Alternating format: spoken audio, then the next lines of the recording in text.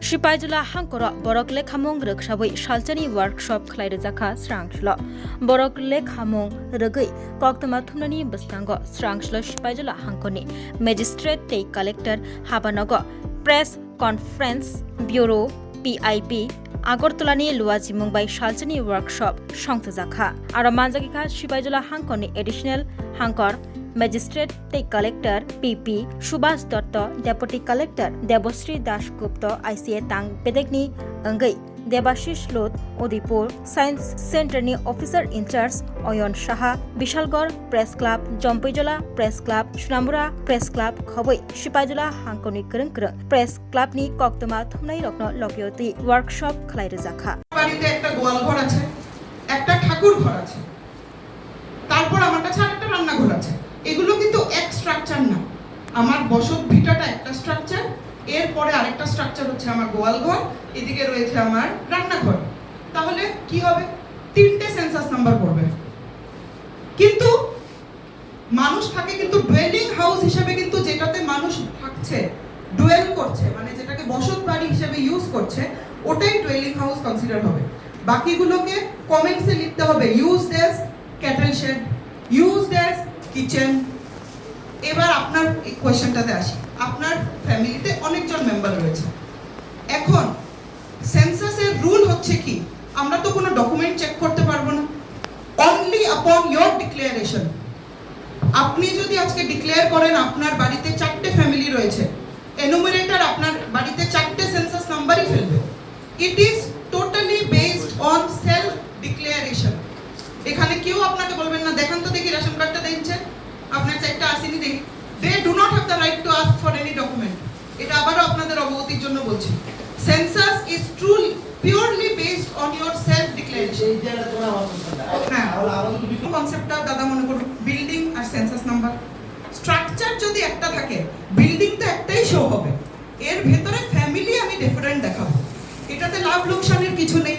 Ultimately কি হবে, যখন পরের বছর ফেব্রুয়ারি মার্চে আমরা পপুলেশন এনুমারেশন করব, বাড়িতে কত সংখ্যক লোক রয়েছে, এটাই তো আমাদের মূল উদ্দেশ্য। জনসংখ্যার মূল উদ্দেশ্যটা কি? এই সেন্সাসের 2027 এর যে সেন্সাসটা, এটা আমাদের স্বাধীনতার পরে 8ম সেন্সাস, এবং এটার ফিচার্স আছে কিছু। কি ফিচার? এটা হচ্ছে আমাদের প্রথম ডিজিটাল সেন্সাস। ডিজিটাল মোডে হচ্ছে, আমরা সিএমএমএস পোর্টাল, HLO অ্যাপ দ্বারা এটা ডিজিটালি কিন্তু কাজটা হচ্ছে।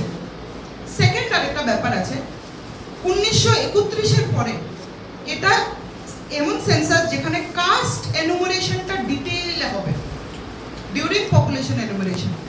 মানে শুধু এসসি এসটি ওবিসি না, হয়তো সাবকাস্ট ডিক্লেয়ার করার জায়গা থাকতে পারে। তো এই সেন্সাসের কিছু বৈশিষ্ট্য রয়েছে। এবার আপনি যেটা বলছেন সেন্সাস জনগণনা, এটার মেইন উদ্দেশ্য কিন্তু how many number of people are there in our country, এটাই ডিটারমাইন করবে। এবং ওই কান্ট্রির মধ্যে তখন আমরা বিভাজন করব যে এর মধ্যে কতজন লোকের কাছে ধরুন টয়লেট ফ্যাসিলিটিস রয়েছে, কতজন লোকের কাছে পানীয় জলের ফ্যাসিলিটি রয়েছে, কতজন লোকের নিজস্ব বাহন রয়েছে, কতজন লোক এই পার্টিকুলার একটা শস্যের প্রতি নির্ভরশীল। এখানে অনেকগুলো কোয়েশ্চেন দেখে অনেকের মনে কিন্তু অনেক রকম কোয়েশ্চেন আসতে পারে। এই কোয়েশ্চেনটার কি দরকার ভাবতে পারি না আমরা। হ্যাঁ, এটা আবার কেমন প্রশ্ন? কি খাই আমি বাড়িতে, তারা জেনে কি করি? আমাদের কাছে এসছে কোয়েশ্চেন ট্রেনিং এর সময় যে মানে কি কিটা খাইটা আমরা জেনে কি করব, কেন কিছু করব না। ফলে এই আফিম বা গাঁজা বা চরস এগুলো একটা সময়ে আয়ুর্বেদ শাস্ত্রে ওষুধ তৈরিতে ব্যবহৃত হতো, মানুষকে উপশম দেওয়ার কাজে ব্যবহৃত হতো। ফলে এটা এখন এই শতাব্দীতে, এই 21 শতাব্দীতে এটা চলে এসছে সামাজিক একটা বিভীষিকা হিসাবে, সামাজিক অবক্ষয় হিসাবে।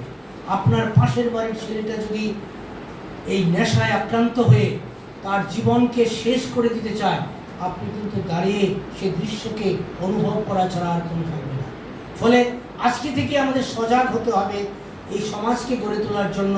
দায়িত্ববান নাগরিক হিসাবে নেশামুক্ত ভারত, তার মূল কারণ হচ্ছে যে সমাজকে এগিয়ে নিয়ে যাওয়া। একটা উন্নত দেশ গড়তে গেলে উন্নত জাতিগোষ্ঠীর প্রয়োজন। উন্নত জাতিগোষ্ঠী না হলে একটা স্ট্রাকচার দিয়ে, বড় বড় বিল্ডিং দিয়ে, বড় বড় কয়েকটা ব্রিজ দিয়ে, সেতু দিয়ে, রেল লাইন দিয়ে একটা দেশকে উন্নত করা যায় না। উন্নত করতে গেলে প্রয়োজন মানব সম্পদের উন্নয়ন। ফলে নেশামুক্ত ভারত অভিযানের মূল লক্ষ্যটাই ছিল প্রিভেনশন অফ ড্রাগ অ্যাডিকশন। কিন্তু আমরা দেখতে পাচ্ছি এই প্রিভেনশনটাকে সামাজিকভাবে আমাদের প্রতিরোধ করতে হবে। যে এটা একদিনে আজকে আপনার লেখায় কালকে শেষ হয়ে যাবে তা নয়, কিন্তু প্রতিদিন আপনার কলম তার বিরুদ্ধে গর্জে উঠতে হবে। কীরকমভাবে আমরা বলি যে আমরা দুরকমভাবে নিউজ করি, এটা আমার অভিজ্ঞতা, নাও হতে পারে, কিন্তু আমরা দুরকম নিউজ করি। একটা হচ্ছে কি, একটা হচ্ছে আমাদের সমাজের যে খারাপ দিকটা, সমাজের যে ডিসক্রিমিনেশন, সমাজের যে বৈষম্য, সমাজের যে খারাপ কাজগুলো তাকে তুলে ধরার চেষ্টা করছি। আবার একটা কাজ করি আমরা, এই খারাপ কাজগুলো থেকেও আমরা ভালোর দিকে যাওয়ার খবরগুলো আমরা করে থাকি।